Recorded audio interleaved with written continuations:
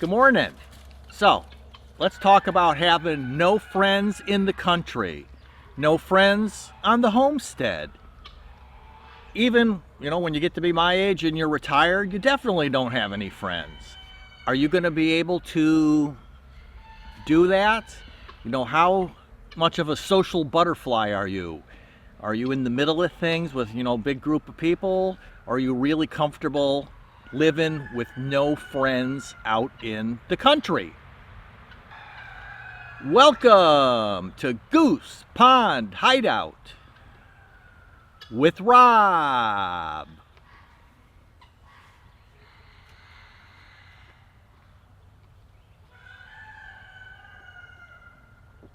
So, a big deal about living out here in the country is basically most of the time you end up having no friends, and it's a common issue. So I thought that we should chat about that. And the thing is, and it really depends on the kind of person you are. Are you kind of a loner person, where you sort of do everything on your own, or are you a social butterfly in the middle of everything? And it really is going to play in, in this kind of situation of your age group, what age you are, when you're moving out to the country, moving onto your homestead, retiring, whatever it might be. And so I thought, again, we should chit chat about that so that you make sure that you do the thing that's right for you. And, me personally, I've always been a little bit of a loner, always kind of doing everything by myself. And I mean, even all my years of when I worked in the real world, I had one employee that, to answer the phones, and I guess you could basically call it like a receptionist type of job. And I was always real, like, house, was way out in the country, and has always been pretty much, I did live in the city for a little while as an adult, but not very long. And I've been real comfortable being on my own and technically having no friends. But a lot of people are much more social, and they like to engage with people.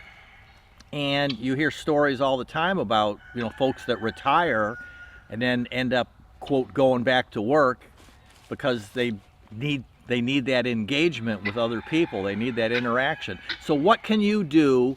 What level? Because there's all different kinds of friends.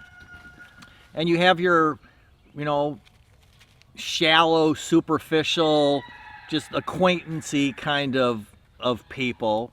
Well, actually, that's two different groups, I guess. Your shallow, superficially friends, and that'd be like social media friends, with your Instagram and your Facebook and all of those kinds of things. Is people that you interact with, but you've never ever met them in real life. And the blunt fact of the matter is, if you close down your account or something happened, those shallow friend people, they'd be like, gee, I wonder what happened to Rob. And then, wouldn't be that long, you'd be forgotten, and they'd be on to, somebody else. And then you have your acquaintance types of friends, people that you bump into that, you interact with at a higher level, that more about each other, but you're not at a personal level. And then you have your really close, if we use the word intimate friends, but not that kind of intimate. Get your mind out of the gutter. We're not talking about that. But just, they know when your birthday is, they know personal things about you that you don't share with very many people. And then you probably have a few, best friends. Excuse me.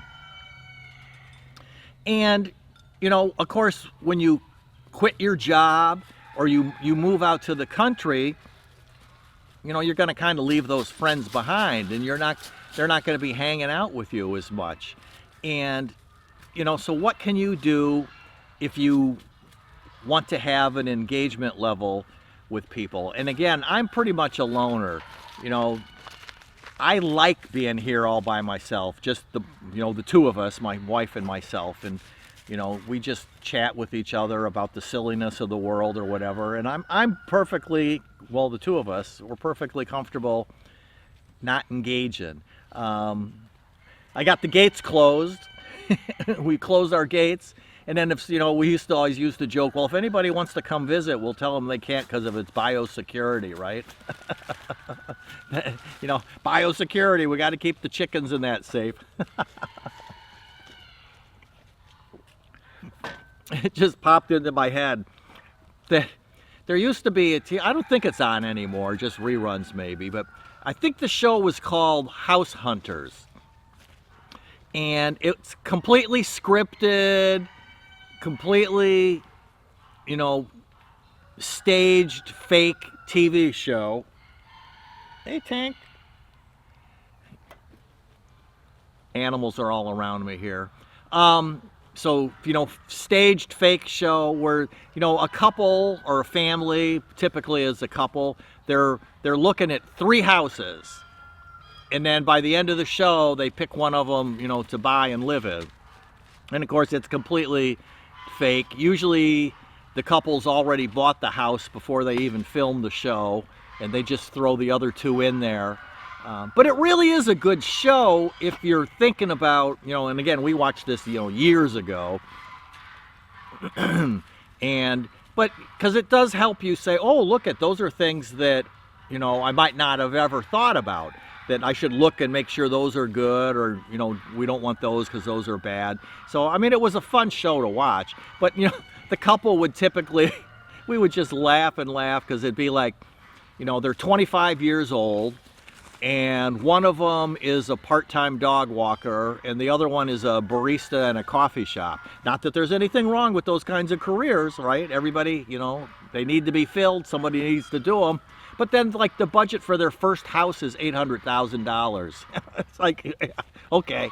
But the point I'm getting to here is I can guarantee you that in every show, the number one thing that's important to the couple buying the house is they need room for entertainment. Oh, this kitchen isn't big enough for entertaining. Oh, this dining room isn't, the house is not open enough. We need an open layout because we want to be able to entertain. If you're a person that likes to entertain, you probably don't want to be moving out to the country.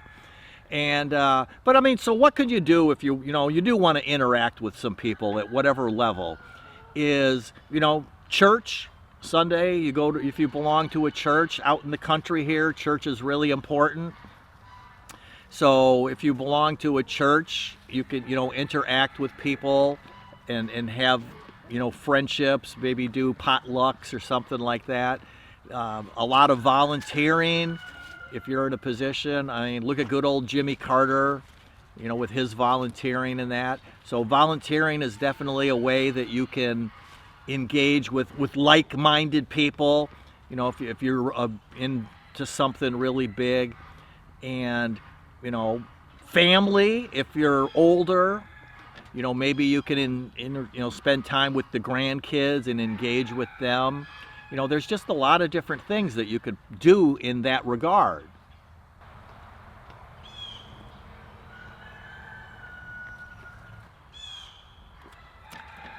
Hobbies. Is there something that you like to do? I mean, you can't play golf every day. Well, I guess you could. But, hiking, boating, fishing, there's things that you like to do.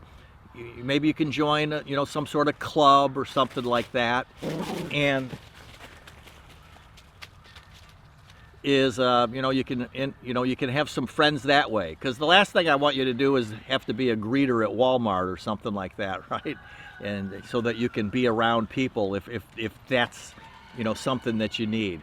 So I was really thinking about that, and I wanted to chit chat with you, because no friends in the country, no friends on the homestead, no friends when you get to be my age, retired or whatever. Everything nowadays is digital. You do everything online. So, I've seen people like in a restaurant where they're sitting next to each other. Like I'm sitting here, and then my friend is sitting over in that chair there, and they're actually texting each other on their phone devices.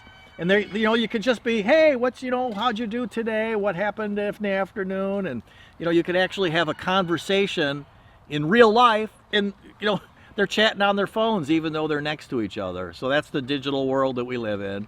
But if you want to have some real friends, you know, church, volunteer, hobby, activities, family, whatever it might be, because it's all about, on our short stay on this planet, about having freedom and the flexibility to do what you want to be doing when you want to be doing it, right?